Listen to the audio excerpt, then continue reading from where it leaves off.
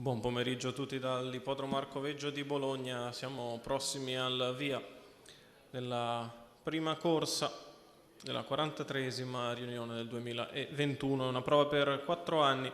Sono in 9 al via: 1 Bodyguard Oro, 2 Babel VL, 3 Bella Donna Dark, 4 Biluleo, 5 Brendas, 6 Barney Lenny, in seconda fila 7 Bagar, 8 Besame Muccio, 9 Bimba Capar. Allineamento che va a completarsi lungo la curva di sinistra. Favorita è Bella Donna Dark con Antonio Velotti, che però è un po' distante dall'ala della macchina e perde la partenza. E allora si parte con velocissimo Biluleo ad andare al comando. Si è lanciata Bella Donna Dark, che cerca di scendere in seconda posizione avanti a Bodyguard Oro e sembra poterci riuscire all'imbocco della prima curva, così scende in seconda posizione la favorita.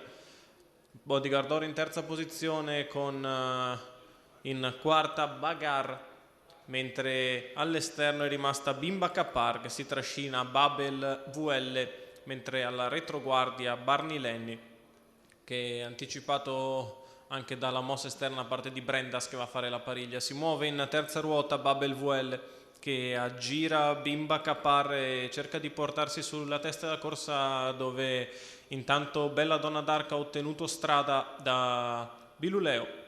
E così dopo 400 in 37 i 600 si completano in torno al 46 abbondante.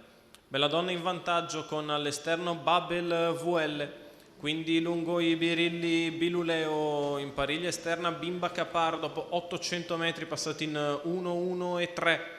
Bella Donna in vantaggio, all'esterno Babel VL, lungo la corda sembra fare un attimo di fatica a impegnarsi Biluleo, in pariglia sempre Bimba Capar, il primo chilometro passato in 1:16 e 4 da Bella Donna Dark, che è presa sotto tiro da Babel VL, che attacca e tende a passare già a palo molto lontano. Babel VL che scende alla corda prima della curva, il parziale in 14,5 sulla dritta di là, in vantaggio Babel VL nei confronti di Bella Donna Dark, che ha alzato bandiera bianca a palo lontano. Poi cerca di avvicinarsi Brendas, ancora Biluleo, Barney Lenny che anticipa Bodyguard Oro in mezzo alla pista. Intanto Babel VL ha scavato un margine incolmabile rispetto al resto dei rivali, 15 per la piegata conclusiva. Babel VL che viene a vincere facilissimo, mentre sbaglia Brendas e lascia così al secondo posto Barney Lenny, che sprinta bene in centropista. Al terzo posto ancora Bella Donna Dark.